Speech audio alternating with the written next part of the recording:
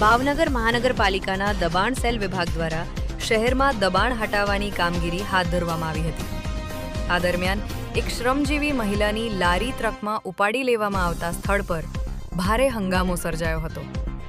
મહિલાએ મહાનગરપાલિકાના દબાણ સેલના ટ્રકની આગળ ઊભી રહી ટ્રકને આગળ વધવા દીધો નહોતો। મહિલાની માંગ હતી કે તેની લારી તાત્કાલિક ધોરણે નીચે ઉતારવામાં આવે, નહીં તો તે સ્થળ પરથી હટવાની નથી।